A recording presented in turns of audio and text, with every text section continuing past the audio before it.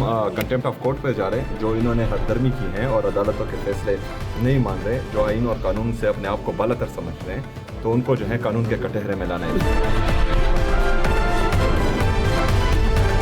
हम कोशिश करते हैं जमहूरियत पटरी पे रहे। कोई है जो कोशिश कर रहे हैं कि हम पार्लियामान से बाहर आएं, कोई है जो कोशिश कर रहे हैं कि हम मजीद ना रहें।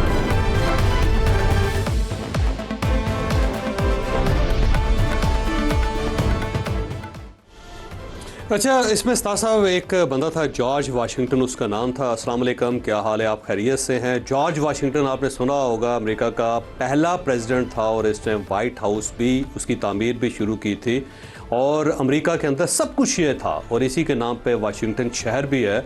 जॉर्ज वाशिंगटन के दौर में वहाँ पे जो स्याह फाम थे उनके पास कोई राइट नहीं था। इवन वो बस के अंदर सवार नहीं हो सकते थे, किसी वाइट मैन के साथ हाथ नहीं मिला सकते थे। जिस सड़क से सफ़ेद रंग वाला बंदा गुज़र सकता था वहाँ पे ये स्याह फाम गुज़र नहीं सकते थे। तो आप ये समझें कि कोई इंसानी हक़ इनको हासिल नहीं था। तो एक बार जॉर्ज वाशिंगटन अपने घोड़े पे जा रहा था, क्योंकि वो घोड़ों का ज़माना था, उस वक्त गाड़ियाँ ईजाद ही नहीं हुई थी। तो सामने से एक ब्लैक मैन यानी कि स्याह फाम आदमी गुज़रा और उसने गुज़रते हुए जब देखा जॉर्ज वाशिंगटन को तो उसने ऐसे करके सलाम कर दिया। अब जॉर्ज वाशिंगटन जो था अपने घोड़े से नीचे उतरा, घोड़े से उतर के उसने अपना हैट उतारा, हैट उतार के उसके सामने झुक के उसके सलाम का जवाब दिया। अब ये अनयूजुअल था क्योंकि उसकी वजह यह थी कि कोई भी वाइट मैन जो था वो किसी स्याह फाम को इतनी इज्जत देता ही नहीं था। अमेरिका के अंदर तो पॉसिबल ही नहीं था। तो उसका जो स्टाफ था उसने कहा, सर ये आपने क्या किया, हमारी बेइज्जती करवा दी और आपने नाक कटवा दिया हमारा पूरी स्याह फाम कम्युनिटी के सामने। तो जॉर्ज वाशिंगटन ने कहा कि मैंने क्या किया? उसने कहा, जी आप एक काले के लिए घोड़े से नीचे उतरे, अपना हैट उतारा, जो एक्सट्रीम ऑनर की बात होती है, और साथ झुक के आपने उसको सलाम किया। तो जॉर्ज वाशिंगटन के जो अल्फाज हैं ना, मेरा ख्याल है वो गवर्नमेंट के लिए और पाकिस्तान तहरीक इंसाफ दोनों के लिए बहुत सुनहरी हरूफ में लिखने वाले हैं और इनको इसे ज़िंदगी में अगर दोबारा मौका मिले तो इसको कॉपी करना चाहिए और आगे बढ़ाना चाहिए। जॉर्ज वाशिंगटन ने कहा कि जब मैंने स्याह फाम को देखा कि उसने मुझे सलाम किया है तो मेरे पास एक बड़ा सुनहरी मौका आ गया कि मैं उसकी इज़्ज़त करके अपनी इज़्ज़त में इजाफ़ा कर सकता हूँ। मैं एक स्टोरी बना सकता हूँ कि मेरे बाद भी लोग इसका हवाला दें और ये कहें कि जॉर्ज वाशिंगटन कितना अजीम आदमी था कि उसने एक ब्लैक को भी इतनी इज़्ज़त दी। अब बज़ाहिर ये छोटी सी कहानी है लेकिन इसके अंदर बहुत कुछ चीज़ें पोशीदा हैं। एक तो गवर्नमेंट के पास एक बहुत बड़ा मौका था कि ये अपनी इज़्ज़त में इजाफ़ा कर सकते थे। सुप्रीम कोर्ट ऑफ पाकिस्तान का आर्डर था, ये सुप्रीम कोर्ट ऑफ पाकिस्तान के आर्डर को फॉलो करते, इमरान खान साहब को शिफा हस्पताल लेके जाते। वहाँ पे सुप्रीम कोर्ट ऑफ पाकिस्तान ने कहा है 16 सितंबर तक इन्हें वहाँ रखना चाहिए, इन्हें वहाँ रखती और उसके बाद सुप्रीम कोर्ट ऑफ पाकिस्तान जाके उनसे दरख्वास्त करती नज़रसानी दरख्वास्त में कि जनाब मेहरबानी करें, ये एक प्रेसिडेंट बन जाएगा अगर हमने इनको पिम्स हस्पताल शिफ्ट ना किया तो उसके बाद हर कैदी ये कहेगा कि मुझे जनाब प्राइवेट हस्पताल में रखा जाए। बल्कि बहुत सारे ऐसे कैदी भी हैं जिनके अपने प्राइवेट हॉस्पिटल्स हैं, वो तो आपके पास आ जाएंगे और कहेंगे जी हमें हमारे हॉस्पिटल में ठहराया जाए। तो कितनी एक दरख्वास्त आप इंटरटेन करेंगे और उसके बाद ये एक क्राइसिस पाकिस्तान के अंदर पैदा हो जाएगा। तो मेहरबानी करके आप हमें इजाज़त दें कि हम इन्हें यहाँ से पिम्स शिफ्ट कर दें। मेरा ख्याल है कि सुप्रीम कोर्ट ऑफ पाकिस्तान ने यह दरख्वास्त मान लेनी थी। इससे क्या होना था, इससे एक तो गवर्नमेंट की इज़्ज़त में इजाफा होना था कि इन्होंने सुप्रीम कोर्ट ऑफ पाकिस्तान के आर्डर को ऑनर किया है। पाकिस्तान तहरीक इंसाफ के साथ जो उनके डिफरेंसेस है वो ख़त्म हो जाने थे, इनके आपस में मुज़ाकरात हो जाने थे और पाकिस्तान तहरीक इंसाफ ने गवर्नमेंट के साथ चल के मुल्क के लिए बहुत काम कर लेना था। लेकिन ये जो इज़्ज़त का एक मुकाम था गवर्नमेंट हासिल कर उसे गवर्नमेंट ने लूज़ कर दिया। दूसरा, पाकिस्तान तहरीक इंसाफ के पास भी बड़ा सुनहरी मौका था कि ये भी दो काम कर सकती थी। एक तो अगर फ़र्ज़ करें गवर्नमेंट उन्हें पिम्स लेके जाना चाहती तो आप एक्सेप्ट कर लें, जाने दें, क्या फ़र्क पड़ता है। गवर्नमेंट उन्हें वहाँ से वापस ले गई डाला जेल, आप उनको जाने दें और आप सीधे सुप्रीम कोर्ट ऑफ पाकिस्तान जाए, बजाय इसके कि आप एक प्रेस कॉन्फ्रेंस करें और उस प्रेस कॉन्फ्रेंस में आके आप उस मुआहदे की खिलाफ वर्जी कर दें जो आपने अदालत के दरमियान खड़े होकर किया, या वो वादा आप तोड़ दें जो आपने सुप्रीम कोर्ट ऑफ पाकिस्तान के 3 मोअज़्ज़ज़ जजों के सामने किया कि जनाब हम इसकी सियासत, इसकी सेहत को यानी इमरान खान साहब की सेहत को सियासत का रुख नहीं देंगे या उसकी नज़र नहीं होने देंगे। तो आपने उसके बाद प्रेस कॉन्फ्रेंस कर दी। प्रेस कॉन्फ्रेंस करके आपने भी उतना ही मौका ज़ाया किया जितना गवर्नमेंट ने मौका ज़ाया कर दिया। अब पाकिस्तान तहरीक इंसाफ और गवर्नमेंट दोनों जो हैं मुख्तलिफ रुख पे चले गए हैं। अब मेरा नहीं ख्याल कि दोबारा ये मौका मिल सकता है, या अगर मिलेगा भी तो बहुत ज़ोर लगाना पड़ेगा। दोनों ने अपना अपना कैश ड्रॉप कर दिया है, दोनों अपना अपना मैच हार गए हैं, जिससे अब आने वाले दिनों में सियासी पोलराइजेशन के अंदर इजाफा होगा। और साथ साथ इमरान खान साहब का जो उनकी हमशीरा हैं डॉक्टर उज़मा, उन्होंने ख़ुद ही इमरान खान साहब के लिए मसाइल का एक मेरा दरवाज़ा खोल दिया है, ये कह के कि इमरान खान साहब मुकम्मल तौर पर फिट हैं। उनका जो ब्लड प्रेशर है 120 से 180 है, आँख के अंदर जो उनका मसला था वो ख़त्म हो गया हुआ है और बिल्कुल मामूली से रह गया और वो ठीक हो जाएगा। इंजेक्शन उन्होंने कहा जी हमारे सामने लगा है, वो ठीक है और फिट हैं, कंप्लीट फिट है। तो अगर वो इमरान खान साहब कंप्लीट फिट हैं तो आप सुप्रीम कोर्ट ऑफ पाकिस्तान क्यों गए थे? और सुप्रीम कोर्ट ऑफ पाकिस्तान से आपने दरख्वास्त की थी कि शिफा अस्पताल रखा जाए। अब भी आप कह रहे हैं कि शिफा अस्पताल लेके जाएँ इनको। तो जब वो एक बंदा सेहतमंद है और ख़ुद आप कह रहे हो और आप खुद मेडिकल डॉक्टर हैं और उसके साथ साथ आप उस मेडिकल बोर्ड का हिस्सा भी हैं जो सुप्रीम कोर्ट ऑफ पाकिस्तान ने बनाया है, तो उसके बाद अब क्या आपके पास ऑप्शन बचा है कि आप उनके लिए प्ली करेंगे जी देखें जी इनको शिफा अस्पताल ठहराया जाए?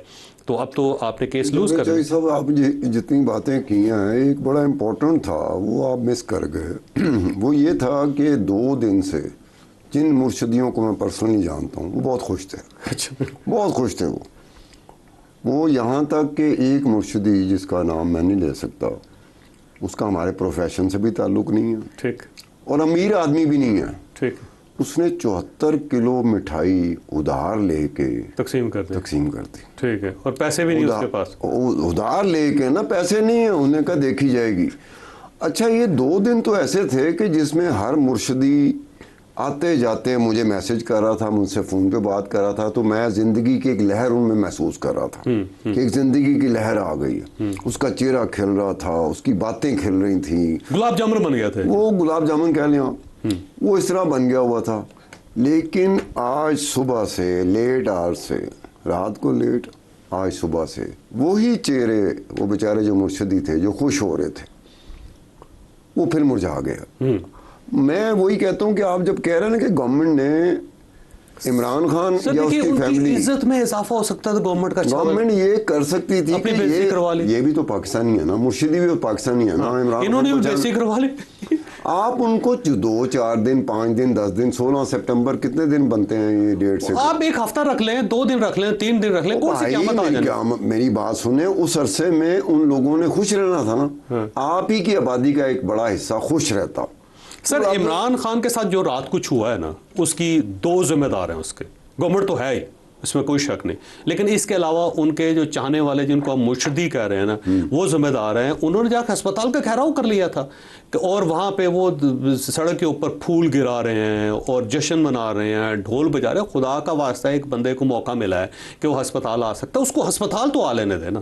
आपने गवर्नमेंट को मौका दे दिया कि जिन्होंने घेराव कर लिया था अस्पताल का। अब डॉक्टर उज़मा जो उनकी बहन है, अब उनका स्टेटमेंट, अभी आप कह रहे थे, अब उनका स्टेटमेंट है मुकम्मल तौर पे फिट है। एक होता है कि कोई मसाइल ज़्यादा ख़राब नहीं है, तबीयत ज़्यादा ख़राब नहीं है, ये एक और जुमला हो गया। और जब आप पूरे यकीन वसूख के साथ कहते हैं कि मुकम्मल फिट है, और आपको कहने की ज़रूरत क्या है? ये आप ये क्या कन्वे कर रहे हो कि यार जड़ा असी रौला पाया असी हॉस्पिटल लैके जाओ, और मतलब रौला गलत है, गलत है सर, वो बेसलेस था। अब वो ये उस मेडिकल बोर्ड का हिस्सा है जो सुप्रीम कोर्ट ऑफ पाकिस्तान ने बनाया। उन्होंने कहा डॉक्टर उज़मा होंगे, डॉक्टर फैसल होंगे। अच्छा, डॉक्टर फैसल और नूरीन साहिबा ये दोनों बहुत समझदार निकले। मैंने की प्रेस कॉन्फ्रेंस देखी है ना, डॉक्टर फैसल जो है ना, बड़ी लिमिटेड गुफ्तगू की उसने कि जी मुझे जेल से लेके आए, मुझे ये शिफा अस्पताल में बैठा रहा 4.5 घंटे, उसके बाद इन्होंने कहा चलें, मैं वापस अडयाला जेल आ गया तो मैंने देखा कि डॉक्टर उज़मा आई हूँ। यानी कितना समझदार आदमी, उसने कोई यानी गुफ्तगू नहीं की। और नूरीन न्याजी साहिबा चुप करके बैठी रही। एक जगह पर उन्होंने कहा हमने तो सामान भी बांध लिया था पूरे महीने का सिर्फ। अच्छा, डॉक्टर उज़मा जो समझदार खातून है, उन्होंने खुद ही कह दिया कि हमारा भाई तो फिट है, हमारा भाई फिट है। अब ये कहने का मतलब ये है कि अब ये बताएं कि पीटीआई में, जिसको मैं मुर्शिदी ग्रुप कहता हूँ, कितनी मस्जिदें बन गई हैं, कितने गिरजे बन गए हैं, कितने गुरुद्वारे बन गए हैं। हमारी शक्ल इस तरफ होती है, कोई बोल रहा होता है, हम कहते हैं कि ये एक अलग दरवाज़ा है, अलग दरवाज़ा। दूसरी तरफ हम देखते हैं तो हमें वो दूसरा दरवाज़ा लगता है, तीसरी तरफ देखते हैं तीसरा दरवाज़ा लगता है। अब इतने दरवाजे, जितने लोग उतने ग्रुप। अब देखें लाहौर शहर के दरवाजे मशहूर हैं ना, लाहौरी दरवाजा, मोची दरवाजा, 12 दरवाजे मशहूर हैं। 12 दरवाजे लाहौर। ये इमरान खान भी 12 दरवाजे वाला एक सियासतदान बन गया, इसके भी 12 दरवाजे हैं। वो कहीं एक बहन है, कहीं दूसरी बहन है, कहीं एक वकील है, कहीं सेक्रेटरी जनरल है, कहीं। अच्छा, मजे की बात यह है कि डॉक्टर उज़मा ने ये कहा कि खान साहब ने ये कहा, जो डॉक्टर वहाँ पे आई स्पेशलिस्ट था या डॉक्टर चेक कर रहा था, उन्होंने कहा ये बड़ा ज़बरदस्त आदमी है। अच्छा, उन्हीं डॉक्टरों के खिलाफ सुप्रीम कोर्ट ऑफ पाकिस्तान गए हुए हैं आपके, वो डॉक्टर ठीक इलाज नहीं कर रहे। आप क्या समझते हो कि जब कोई इस तरह की गुफ्तगू हो रही हो तो आपको शक नहीं पड़ना शुरू होता कि यार ये 4 घंटे पहले कुछ और बात कह रहे थे, 4 ही घंटे बाद उन्हीं लोगों के बारे में ये कोई और बात कर रहे हैं। अच्छा, एक और चीज़ उन्होंने कहा जी कि मुझे मुर्सी बनाना चाहते हैं, मोहम्मद मुर्सी जो मिस्र का है नहीं यार, कमाल है। यानी एक चीज़ जो है ना, एक चंद्री गल, पंजाबी में कहते हैं चंद्री गल, कि बुरी बात जब आप करते हैं तो लॉ ऑफ अट्रैक्शन जिसको कहते हैं, वो बुरी बात होना शुरू हो जाए। ये पूरी पार्टी जो है ना बार बार कहती है कि इमरान खान को मारना चाहते हैं, इनकी बहनें कह रही है कि इमरान खान को मारना चाहते हैं, इनके लीडर कहते हैं इमरान खान को मारना चाहते हैं, इमरान खान खुद कहते हैं कि मुझे मोहम्मद मुर्सी की तरह मारना है। यार ये लॉ ऑफ अट्रैक्शन है, आप बहुत खुद दावत दे रहे हैं भाई, खुदा खौफी का यार। देखें, अभी कुछ दिन पहले बातों में हमने बात की थी कि एक कोई मुर्शदी यूट्यूबर, उसने कह दिया कि मुझे 3 लोगों ने कहा है कि वो फौत हो गया। अब उनसे पूछा जाए, पूछ से मिल के आई है, किससे मिल के? अब उनसे पूछा जाए कि जो बहनें जिस बंदे को मिल रही हैं, क्या वो इमरान खान का रेप्लिका है या डुप्लीकेट है, या फिर जो रात को इमरान खान को हॉस्पिटल लेके गए और डॉक्टर उज़मा उसकी एक बहन थी साथ, तो क्या जिसको हॉस्पिटल लेके गए वो कोई रेप्लिका था या डुप्लीकेट? और वो सेहतमंद भी है, वो सेहतमंद भी है और ठीक ठाक है। अब देखें ना, ये जो चीज़ है, अब ये सारे लोग मिल के ना इमरान खान का जनाजा निकाल। नहीं, मैं बताऊँ, मैं माफी चाहता हूं, इसमें ये भला क्या है, इमरान खान पाकिस्तान में वाहिद एक गोल्ड माइन है, सोने की कान है, जो अडयाला जेल में पड़ी हुई है। और उस सोने की कान और गोल्ड माइन से फायदा कौन उठा रहा है? उसके अपने उठा रहे हैं, अपने, उसको बेच के। अब ये है कि इमरान खान के जो चाहने वाले हैं, जो इश्क में इमरान में मुब्तला हैं, उनको पता है इमरान की एक आवाज़ आए ना, वो अपना सब कुछ निछावर करने को तैयार हो जाते हैं। ये इनको पता है, इमरान खान की फैमिली को पता है, इमरान खान की लीडरशिप को पता है, इमरान खान के वकीलों को पता है। उनने क्या फिर अपना, अच्छा, उनमें से एक वकील हैं जो अब तक तकरीबन 30 करोड़ के करीब फीस ले चुके हैं इनसे। अच्छा, वो इनके दोस्त भी हैं। अच्छा, फीसें भी खड़काई जा रहे हैं। उन्होंने बनी गाला के अंदर एक घर भी बना लिया है वहाँ पे आके, और वो लीडर भी एक बात है। अच्छा, एक बंदा सलमान अकरम राजा है वैसे, फीस बिल्ला काम कर रहा है। नहीं, मैं बोलूंगा। अच्छा, हाँ, वो फीस बिल्ला काम कर रहे हैं, और उन्होंने अपनी प्रैक्टिस का बेड़ा गर्क कर ली, और थोड़े से सिनिकल भी हो गया। ये प्रैक्टिस का बेड़ा गर्क किसी हद तक मैं मानता हूँ, लेकिन मैं सलमान अकरम राजा को दूसरे एंगल से लेके आऊंगा। जब पनामा पेपर आए थे, नवाज शरीफ पे करप्शन का इल्जाम था कि बैरून मुल्क इसके बच्चों की जायदाद है, कहाँ से आई? तो पनामा पेपर में जो नवाज शरीफ वकील था, सलमान अकरम राजा पनामा पेपर्स में नवाज शरीफ का वकील था। यही सलमान अकरम राजा प्राइम मिनिस्टर के ये वकील बने हैं, उसका हमेशा इक़्तिदार भी गया है और लंबी जेल हुई है उसको। अच्छा, दूसरी बात, रिकॉर्ड है, सलमान अकरम राजा अलीमा खान के भी वकील बने। जब अलीमा खान की दुबई की प्रॉपर्टी बाहर निकली, पता लगा दुबई लीक्स आए, तो अलीमा खान की प्रॉपर्टी ट्रम्प के वकील बने ये नहीं। अब वो लंबी सजा उसको। एक बात है, बाद में ट्रम्प नहीं बनाएगा इसको। अच्छा, ट्रैक रिकॉर्ड इसका ये है कि अब सलमान अकरम राजा इमरान खान का वकील है। बताएं, इनसे पूछा जाए सलमान अकरम राजा से, एक शो में मैंने वैसे ही गुजारिश की, ये कैमरे की तरफ देखते हुए, मैं कहा सलमान अकरम राजा साहब, आप वॉलंटरीली ये केसेस लड़ते हैं या फीस नहीं ले रहे? तो वॉलंटरीली, इससे बेहतर है फीस दे दें इनको। नहीं, वॉलंटरीली अगर लड़ते हैं तो क्या ये नवाज शरीफ को भी बेकसूर समझते थे और इमरान खान को भी बेकसूर समझते? तो प्रॉपर पैसे लेते रहे हैं वो। बल्कि एक मिनिस्टर साहब ये बताते हैं कि जो मियां नवाज शरीफ साहब की टीम थी, उसमें एक वकील साहब ने एक मरतबा 14 करोड़ रुपए वसूल किया था। बल्कि मियां नवाज शरीफ साहब ने ओपन कहा जी कि मेरे पास पैसे मुक गए वकीलों को देने। नहीं, मियां नवाज शरीफ साहब भी क्या मान से, खुदा की कसम, अगर मियां नवाज शरीफ कहता है पैसे मुक गए, नहीं तो मैं चलिए ऐसी कह रहे हैं तो हम उसकी बात चलिए, मेरे को तो रक्षा का किराया भी नहीं कहा। मैं तो ये कहूंगा अगर मियां नवाज शरीफ के पास पैसे मुक गए, ये है कि पैसे ज्यादा खर्च हो गए। स्टार साहब आप वकील होते हैं ना, तो क्या वारे न्यारे होते हैं? नहीं, इस वक्त जो वकील है ना, अच्छा, ये आपको मैं बता हमारी जो दूं, पॉलिटिकल पार्टीज हैं, इनका अलमिया देखें आप। वैसे स्टार साहब, अलमिया ये है कि इनके पास फाइनेंस मिनिस्टर नहीं होता, इन्हें हमेशा फाइनेंस मिनिस्टर कहीं ना कहीं से मांग के लाना पड़ता है, और वकील बेइंतहा होते हैं इनकी पार्टियों। वकीलों का एक और बता दूं, कितने वकील पीपल्स पार्टी के अंदर, पाकिस्तान तहरीक इंसाफ के अंदर, पाकिस्तान मुस्लिम तहरीक इंसाफ मुर्शदी जो है ना, वो सारे साहब का रिकॉर्ड तोड़ गई। इवन मौलाना फजलुर रहमान साहब के पास वकील देखें कितने। नहीं, मौलाना फजलुर रहमान, मैं तो उसके मामले में कहूँगा कि फजलुर रहमान साहब को किसी और मामले में वकील की ज़रूरत पड़ गई। 2018 से पहले मौलाना फजलुर रहमान, जिसको मैं भी और आप भी, हम दोनों यूनिवर्सिटी का डीन मानते हैं सियासत की, आसिफ अली जरदारी और मौलाना फजलुर रहमान, पूरी यूनिवर्सिटी, ठीक है। यही एक डीन की मैं बात करता हूँ, आसिफ अली जरदारी और ये मौलाना फजलुर रहमान। फजलुर रहमान साहब के बारे में मैं कह रहा हूँ 2018 के थोड़े से इधर उधर हो गए, क्योंकि 2018 में भी इनको शिकस्त हुई, 2024 के इलेक्शन में भी शिकस्त हुई, और शिकस्त देने वाला कौन था डेरा इस्माइल खान से? वो अली अमीन गंडापुर था, जो पीटीआई, और अभी ये बलूचिस्तान से इलेक्ट होके आए हुए। वही मैं कह रहा हूँ कि वहाँ अपने जो होम डिस्ट्रिक्ट होता है, वहाँ से उड़ गए, होम डिस्ट्रिक्ट से हराया किसने? दोनों मरतबा, और लेकिन अली अमीन गंडापुर कौमी सतह के लीडर हैं, याद रखें, बल्कि बैनुल कौमी सतह, बैनुल कौमी सतह के हैं, बैनुल कौमी सतह। अगर थोड़ी सी वैसे ये अगर राजी ना हो ना, तो इनके पास गवर्नमेंट फिर बाहर एक रिक्वेस्ट करती किसी जगह पे, और वहाँ से टेलीफोन आ जाता था, फिर मौलाना मान जाते हो बाहर से, हाँ बाहर से, बैरून मुल्क से, बैरून मुल्क से फोन आता है उनको, फोन आ जाता। अभी भी आया कि नहीं आया? अभी नहीं आया, अभी नहीं आया।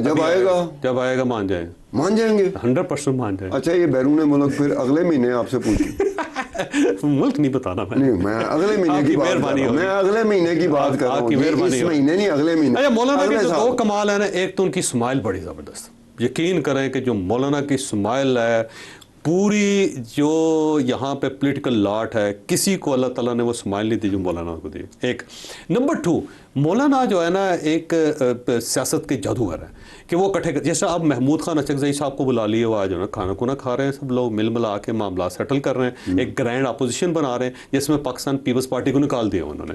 अब उन्होंने कहा जी बिलावल भुट्टो साहब को हम नहीं बुलवाएंगे क्योंकि ये गवर्नमेंट का हिस्सा है। अब ये पाकिस्तान पीपल्स पार्टी, ठीक है, एक लिहाज से ठीक है, पीपल्स पार्टी चल के आएगी ना फिर इनके पास से।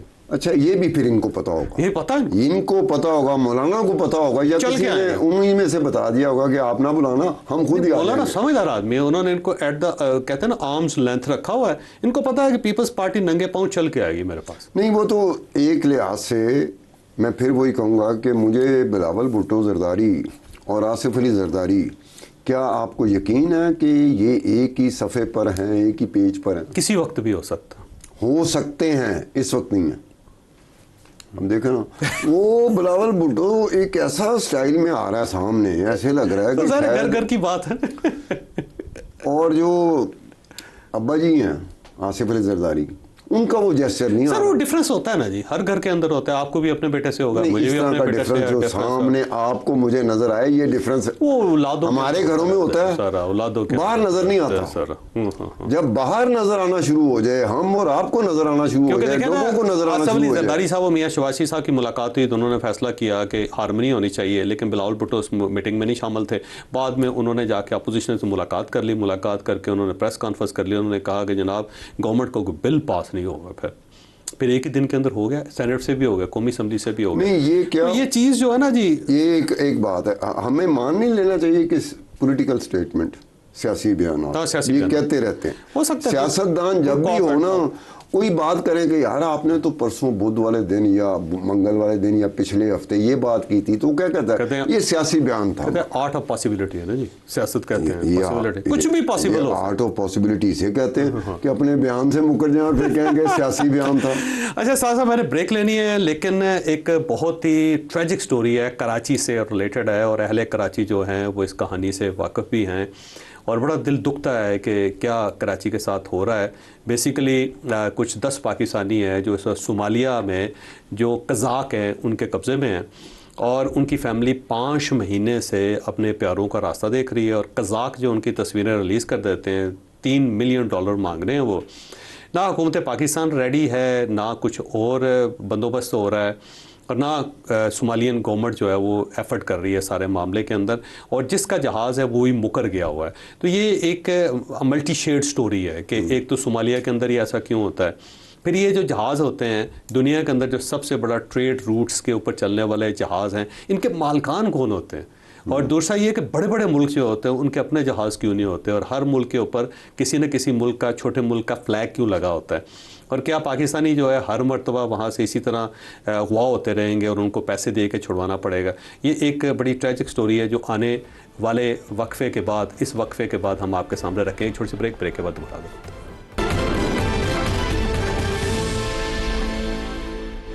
प्रोग्राम में दोबारा खुश आमदीद। एक बड़ी ट्रेजिक स्टोरी है, कराची से रिलेटेड है। कराची के लोग हैं और 10 पाकिस्तानी हैं इस वक्त सोमालिया के अंदर गिरफ़्तार हैं। 21 अप्रैल को ये जहाज़ मोगडोशो जा रहा था जो सोमालिया का कैपिटल है, और सोमालियन कज़ाक ने ही इसको पकड़ लिया और इसके अंदर तेल लदा हुआ है। यूएई से जा रहा था ये, और इसका मालिक कौन है किसी को कुछ पता नहीं है। और अब 5 महीने से पाकिस्तानी उनकी हिरासत में है, उनकी पिटाई भी की जाती है, उनको खाना भी नहीं दिया जाता, और उनकी वीडियो बना के उसकी फैमिली को भेजी जाती है। कोई वाली वारस नहीं है 10 पाकिस्तानियों का। इसमें इंडोनेशियन भी हैं और इंडियन भी हैं। ये 17 लोग हैं लेकिन 10 पाकिस्तानी हैं। अब ये जो स्टोरी है ना, है बड़ी ट्रेजिक वैसे स्टार साहब। इन बेचारों का कौन वाली वारस है, कौन छुड़ाएगा वैसे इनको?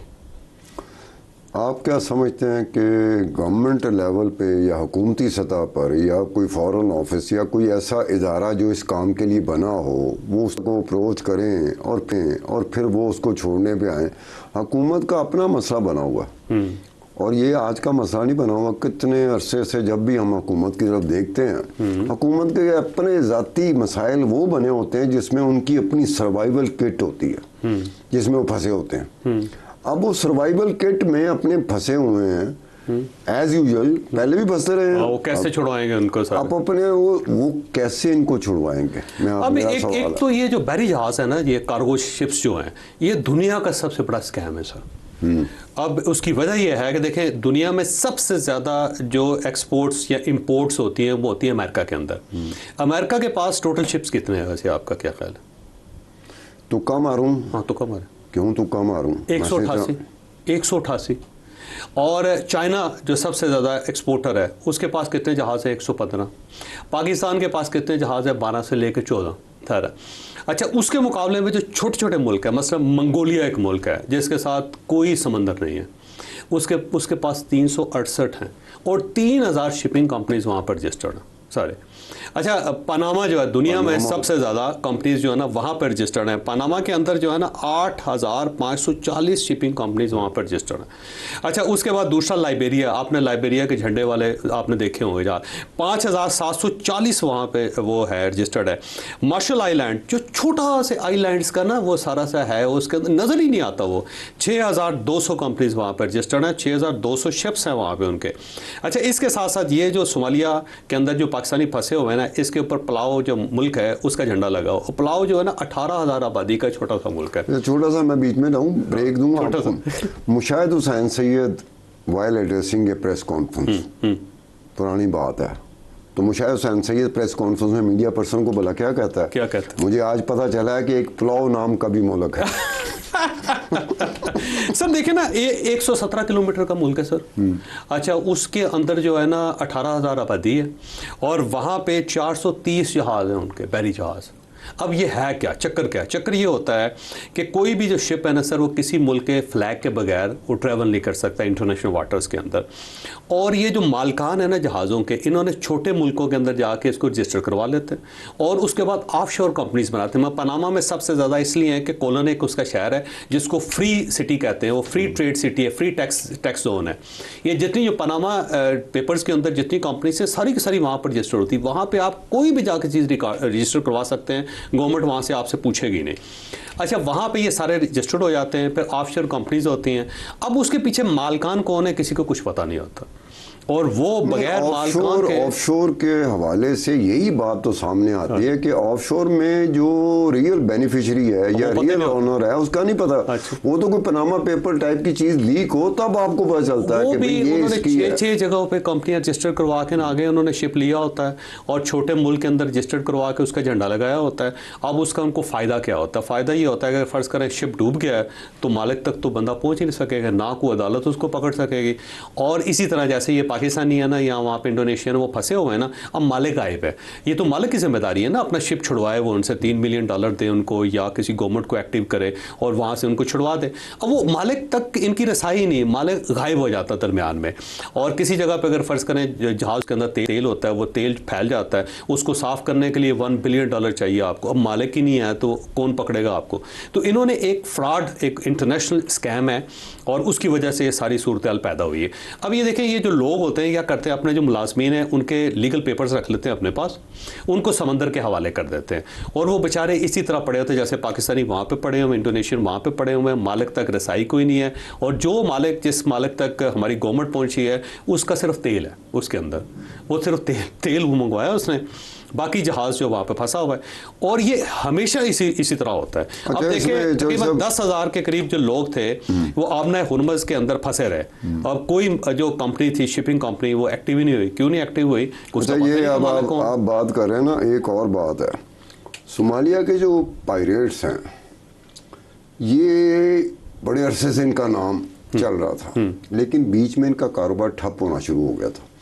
नई जो चीज़ हुई ना वो आबना हुरमुज़, हाँ, और ईरान अमेरिका की वॉर, उन्होंने उनकी प्रॉफिटिंग में अचानक इजाफा कर दिया। अब रिसेंटली इसी पिछले महीने यूके की 3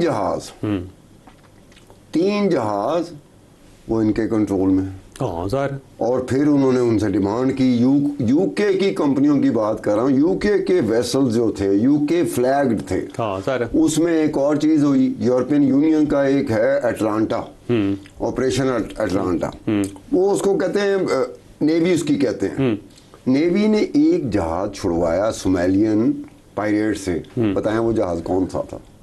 पता नहीं, ईरान फ्लैग जहाज। अच्छा ठीक ठीक, उसके अंदर उनका तेल होगा ना। ईरानियन को यूरोपियन यूनियन की ऑपरेशन अटलांटा ने छुड़वाया, तेल होगा ना उनका। और दूसरी बात इसमें एक और पहलू निकलता है कि ये सोमालियन जो है ना, इनका गठजोड़ होता जा रहा है, जो हौजीज के साथ, हाँ, उनके साथ होता जा रहा है। वो क्योंकि बिल्कुल करीब है ना उसके, ये हाँ, यमन जुड़ा हुआ है सोमालिया के साथ, यमन सामने है उसके दूसरी साइड पे, साथ इस साइड पे आगे चले जाएंगे तो अब ये जो गठजोड़ बनता जा रहा है ना, इट इज वेरी डेंजरस।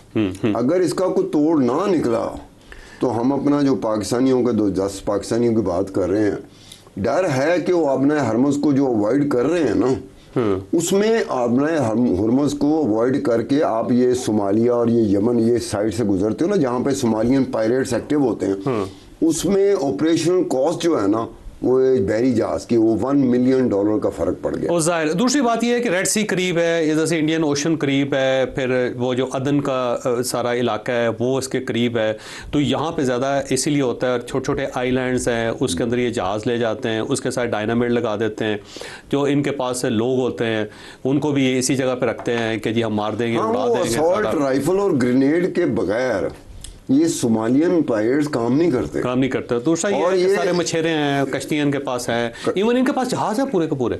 जो कश्ती की आपने बात की ना, वो इतने शार्प होते हैं कि जो जहाज आ रहा है बहरी जहाज जिसमें सारा लेटेस्ट इक्विपमेंट लगा होता है, उन्हें बाद में पता चलता है पायरेट्स पहले पहुंच जाते हैं, क्योंकि इनके पास पैसा है ना, और टेक्नोलॉजी इन्होंने ले ली हुई है, एक मसनूई टेक्नोलॉजी लेके। मेरा ख्याल है वैसे कराची के लोग हैं, गवर्नमेंट ऑफ पाकिस्तान को मेरा ख्याल है दिन रात एक करके इनको छुड़वाना चाहिए।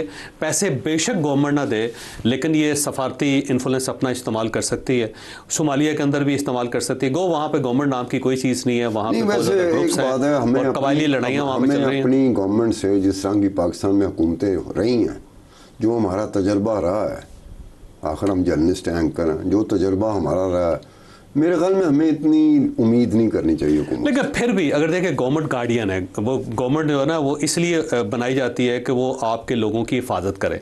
अब अगर उसने अपने लोगों की हिफाजत नहीं करनी तो गवर्नमेंट की ज़रूरत क्या है फिर? अब देखें यहाँ पे कराची के कुछ लोग हैं, जो कराची में कुछ लोग हैं जो अपने तौर पर कोशिश करें। MKM ने कहा जी $2 मिलियन तो हम देने के लिए तैयार है, लेकिन मेरा नहीं ख्याल कि किसी पोलिटिकल पार्टी से पैसे लेने चाहिए, आम आदमी से पैसे लेने चाहिए। पिछले दिनों कहा जी नहीं, मेरा ख्याल है 20-22 करोड़ का उन्होंने कहा जी हम इतने पैसे देने के लिए तैयार हैं।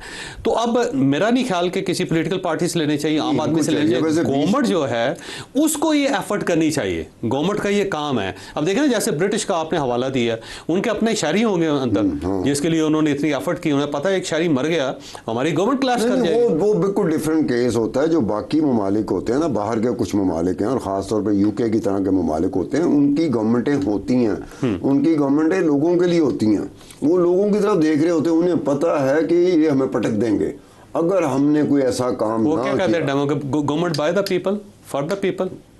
Bye the of the people, of the people, of the people, by the people. और ये यहाँ पे है government by the Shahbaz Sharif, of the Shahbaz Sharif, for the Shahbaz Sharif. ये वैसे तकरीबन ऐसा नहीं होना चाहिए, मेरे ख्याल में हर ब्रेक जगह ले पे ये हो गया। और हम लोग कह सकते हैं बस जैसे आप कह रहे हैं, प्राइम हम लोग मिनिस्टर कह साहब जो ना सकते हैं। 18 घंटे काम करते हैं, मेरी उनसे रिक्वेस्ट है कि आधा घंटा इन मजलूम पाकिस्तानियों का भी कर लें। ये भी आपके शायरी हैं, दुआएं देंगे। छोटी सी ब्रेक, और ब्रेक के बाद क्रिकेट का जनाजा निकल गया। मेरा और स्टार साहब का एक ही मुतालबा है, पाकिस्तान में क्रिकेट के ऊपर पाबंदी लगनी चाहिए, क्योंकि इसकी वजह से ब्लड प्रेशर हो रहा है, लोगों को एंग्जाइटी और डिप्रेशन भी हो रहा है। छोटी सी ब्रेक, और ब्रेक के बाद दोबारा हजरत। प्रोग्राम में दोबारा खुश आमदीद। मेरा एक मुतालबा है कि पाकिस्तान में क्रिकेट के ऊपर पाबंदी लगनी चाहिए, क्योंकि उसकी वजह यह है कि इसने लोगों को ब्लड प्रेशर का मरीज़ बना दिया हुआ है। पाकिस्तान शायद की बात कर रहा हूँ, दुनिया का वाहिद मुल्क होगा जिसमें 70% आबादी जो है वो हाइपरटेंशन की मरीज़ है और गोलियाँ खा रही है। उसकी बुनियादी वजह क्रिकेट भी है कि जब आप क्रिकेट का जनाजा देखेंगे टीवी के ऊपर, तो या तो आप टीवी तोड़ेंगे या अपना सर फाड़ेंगे। तो ये जो इंग्लैंड के अंदर हुआ है, वैसे स्टार साहब को हैरान कुन वाक़या है। जो टेलीग्राफ ने लिखा है, उसने कहा जी 50 साल की बदतरीन टीम ये उन्होंने भेजी है यहाँ पे, और पहली मरतबा क्रिकेट की हिस्ट्री में हुआ है कि 2 बॉलर को बॉल काट के उन्होंने दे दी। मेरा ख्याल है इन्हें बल्ला भी काट के दे देना चाहिए और सारी टीम इन्हें वहाँ रखनी चाहिए इंग्लैंड में। खबरदार जो इनमें से कोई शख्स पाकिस्तान आया। नहीं, एक तो देखें कि हमारे हालात अदरवाइज भी सियासी तौर पे, मईशत के हवाले से, मतलब बाकी बहुत सारे हवाले हैं, उसमें हम लोग इस वक्त ठीक नहीं जा रहे। एक रह दे कि स्पोर्ट्स एक ऐसी चीज़ होती है जिससे लोग उम्मीदें लगा के बैठ जाते हैं, टीवी के सामने बैठ जाते हैं, कुछ सुन रहे होते हैं, मोबाइल से सुन रहे होते हैं या किसी और जगह से सुन रहे होते हैं, वो कोई ना कोई उम्मीद लगाते हैं कि शायद यहाँ से कोई खुशी की आमद हो जाए। जब वहाँ से खुशी की आमद नहीं होती तो सियासी तौर पर जो प्रेशर होता है मईशत के हवाले से उसमें इजाफा होना शुरू हो जाता है। देखिए, हार और जीत जो होते हैं ना अलग चीज़ है, लेकिन एफर्ट तो नजर आए ना। यहाँ इंग्लैंड एक बैटिंग किए बगैर ही 113 103 स्कोर उसके ज्यादा है। हाथ है यार, घुड़दौड़ जो होती है ना, वो कहते हैं नेक एंड नेक, नेक टू नेक। वो जो जब घोड़े इस तरह से हो रहे हो तो कह रहे फाइट हो रही है, उसमें चाहे आपका हार गया, लेकिन वो कहता फाइट हुई है, उसको कहते हैं neck to neck, neck and neck. Sir आपने घोड़े का जिक्र किया ना, इंसान को बिलखसूस पाकिस्तानियों को घोड़े से एक चीज़ ज़रूर सीखनी चाहिए। सर घोड़े का कमाल ये होता है जब वो भागता है ना, मर जाता है लेकिन रुकता नहीं। वो कहता है मौत के अलावा कोई ये हमारे खिलाड़ी भागे हैं, जीत और मौत के अलावा घोड़े के पास ऑप्शन कोई नहीं होता। नहीं, हमारे खिलाड़ी भागते रहे सर नहीं भागे ना, नहीं भागे सर, नहीं भागे, घोड़े की तरह भाग ही लेते हैं ना सर। मैदान से तो भाग गए सर, हम हार होती है इज्जत के साथ, मैदान से तो भाग गए, बेइज्जती के साथ हार है यार। साहब वैसे मेरा खुद मुझे डिप्रेशन हो गया, मुझे लगता है कि इमरान खान साहब का जो डॉक्टर था उसके पास इलाज के लिए जाना पड़ेगा। अच्छा, यहाँ तक बात पहुंची। नहीं, मैं यकीन से कह सकता हूँ और कोई इलाज नहीं होगा, जाओ।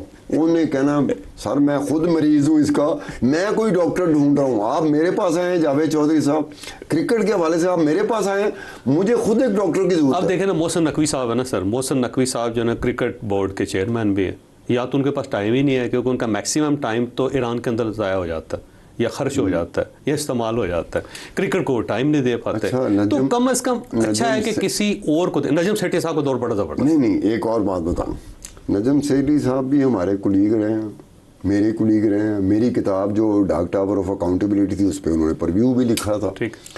नजम सेठी साहब ने अपने दौर में जब वो चेयरमैन थे, वो एक बात की थी, मैंने किसी अपने शो में कह दी, नजम हंसते रहे, मुझे फ़ोन किया, हंसते रहे। वो किसी ने पूछा आपने खुद कभी क्रिकेट खेली है, तो नजम सेठी साहब क्या कहते हैं, नहीं खेली, मैं रिसर्च में खेलता था। हाँ।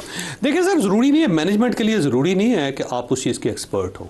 बाज़ औक़ात इस तरह होता है कि आप अगर एक्सपर्ट हो ना तो आपके अंदर मैनेजमेंट एबिलिटी नहीं होती। मैनेजर्स डिफरेंट होते हैं। जो काम मैं नहीं ना कर सकता, मैं से मुराद हर कोई, लेकिन सर जो काम मैं नहीं कर सकता मुझे कह देना चाहिए भाई ये काम मैं नहीं कर सकता, मैं ये कर सकता हूँ। मैनेजमेंट है ना सर। लेकिन देखिए PSL उन्होंने पाकिस्तान के अंदर स्टार्ट की, नजम सेठी का दौर कंपैरेटिवली बेहतर था, और एक वक्त था कि पाकिस्तान का जो मोहसिन नकवी साहब ने अप्रिशिएट किया, मोहसिन नकवी साहब ने बाकायदा तकरीर फंक्शन मुनक्कद किया, उसमें उन्होंने कहा कि नजम सेठी है जिसने PSL शुरू किया, इसमें कोई शक नहीं, और उसका ब्रेन चाइल्ड है, उसने अपने दौर में कामयाब था, क्रिकेट जी बेहतर होती जा रही थी। लेकिन जो ये इमरान खान साहब आए, बेड़ा गर्क हुआ। उसके बाद जो मोहसिन नकवी साहब आए ना, कब्र में चली गई क्रिकेट। अब देखें ये इमरान जो खान ने हमारा वैसे एक- सलमान अली आगा हमारा कैप्टन है, मुझे लगता है पाकिस्तान के अंदर आना चाहिए इस नहीं, वक्त। वैसे इमरान खान ने तो जो 2 चेयरमैन क्रिकेट बोर्ड रखे, वो दोनों क्रिकेट के साथ उनका ताल्लुक हाँ, था। एक क्रिकेटर था ना? मानी थी, हाँ, क्रिकेटर तो एक राजा सी। हाँ। अब ये दोनों का क्रिकेट के साथ ताल्लुक होने के बावजूद क्रिकेट डंप। सर मैनेजमेंट अलग चीज़ है ना, एक मैनेजमेंट एक अलग चीज़ होती ये है, आप आपका एक्सपर्ट होना और चीज़ होती है। मसला फ़र्ज़ करें कि जितने लोग जहाज़ बनाते हैं, जो जहाज़ के इंजीनियर होते हैं, क्या वो पायलट होते हैं? नहीं होता। पायलट एक डिफरेंट चीज़ होती है, कम्प्लीटली एक मैनेजमेंट मुख्तलिफ। और दूसरा जो उस एयरलाइन का चेयरमैन होता है, जो एयरलाइन पूरी एयरलाइन चला रहा होता है, जिसके अंदर मसला फ़र्ज़ करें कि जो गल्फ़ की एयरलाइंस है, हज़ार उनके पास जहाज़ है, उनमें जो उसका मैनेजमेंट का एक्सपर्ट है या उनका CEO, उसको तो जहाज़ उड़ाना नहीं आता। मैनेजमेंट एक डिफरेंट चीज़ होती है सर। लेकिन एक बात आपको है गुड ना, मैनेजर चाहिए होता है। नहीं, एक बात है, मुझे तो पता होना चाहिए कि यार मैं मोबाइल को जानता हूँ कि नहीं जानता। मैं अपने बच्चों से मदद ले रहा होता हूँ कि यार ये देखना ज़रा, ये कुछ हुआ है। वो बगैर देखे मोबाइल को टीवी देख रहे होते हैं, वो ऐसी उंगली मारते हैं, मोबाइल ठीक हो जाता है। कम से कम मतलब ये तो पता होना चाहिए ना कि क्रिकेट जो है उसके अंदर स्कोर होता है, गोल नहीं होता। इतना फर्क होना चलो चाहिए। अब आप गोल की तरफ नहीं जा रहे। मैं गोल की बात समझ के ना कल आपको जवाब दूंगा। मुझे गोल की बात समझ नहीं आई। अच्छा, एक स्टोरी है, वो अब पता नहीं है दुरुस्त है या गलत है, लेकिन मशहूर है। जो कुछ चीज़ें होती हैं मशहूर हो जाती हैं। वो जो हिटलर था ना, उसके बारे में ये चीज़ मशहूर हो गई थी कि उसके ज़माने में एक मैच हुआ। हुई चीज़ मैंने भी सुनी है, लेकिन फैक्ट पता नहीं फैक्ट है कि नहीं है, वो ये तो मुझे मैं नहीं पता। ओपन कह रहा हूँ ना जी, कि अब वो स्टेडियम के अंदर उसने क्रिकेट मैच देखा, वो सारा दिन जो ना गेंदें रगड़ते रहे। एक बंदा गेंद जाता है और रगड़ना शुरू करता है, जाता है क्रीज तक, वहाँ से दौड़ के आता है, फिर उसे याद आता है सही तरह नहीं रगड़ी गई, और फिर वो रगड़ना शुरू करता है, फिर वापस जाता है। तो उसके बाद वो तंग आ गया, उसने कहा ये कौन सी गेम है यार, इस तरह करके उसने पाबंदी लगा दी और पकोल कुछ लोगों के नहीं, फांसी दे दी तो सबको। आगे तक लोग बताते हैं। मार दिया उसने सारी टीम का। वैसे हिटलर खबरदार जिस इसके बाद जो मिजाज, यहाँ पे जिस तबीयत का था, हिटलर जिस मिजाज और जिस तबीयत का था, अगर ये झूठी कहानी भी है तो कई लोगों ने मान ली होगी। हाँ, लेकिन वाकई जर्मनी में कभी भी क्रिकेट टीम बनी नहीं उसके बाद। अब इसलिए यही वजह है कि यूरोप जो ना, अब आपको पता है सब कॉन्टिनेंट या जहाँ जहाँ गोरा रहा है वहाँ क्रिकेट क्यों है, क्योंकि क्रिकेट को एक लेजी गेम कहा जाता है। उसकी वजह यह है कि अब देखें ना जी, एक आदमी जा रहा है बाउंड्री की तरफ, वहाँ पर बॉल को रगड़ता चला जा रहा है, बैठे हुए हैं। उसके मुकाबले में जो फुटबॉल है, कंप्लीट फिटनेस चाहिए होती है आपको। यानी एक खिलाड़ी भी ऐसा नहीं है जो 40 मिनट या 50 मिनट आराम से खड़ा हो सके। अब क्योंकि हम कम्प्लीटली फिट लोग नहीं हैं, हमें ये सूट करता है। जो सब आपकी इस बात से याद आ बैठी गया कि जहाँ जहाँ पे गोरा रहा, जहाँ पे ब्रिटिश आया, वहाँ पे क्रिकेट हुई। सब कॉन्टिनेंट में गोरों के बाद सबसे पहले जिन्होंने क्रिकेट खेली, पाकिस्तान। ना वो हिंदू थे ना मुसलमान थे, वो पारसी थे। पारसी, अच्छा। पारसियों ने गोरों को हरा दिया था। अच्छा, वजह क्या थी उसकी? अब वजह का जो है ना, नहीं मैं हफ्ते वाले दिन शो है, अभी बताऊंगा। नहीं वफ्ते वाले दिन वजह बताओ। उसकी वजह यह है कि पारसी तालीम के लिए इंग्लैंड जाते थे, और इंग्लैंड के अंदर हर कॉलेज के अंदर, हर यूनिवर्सिटी के अंदर क्रिकेट मैंडेटरी थी। ये उसकी वजह से। बहरहाल अल्लाह हाफिज़, एंड कल मुलाकात होगी दोबारा।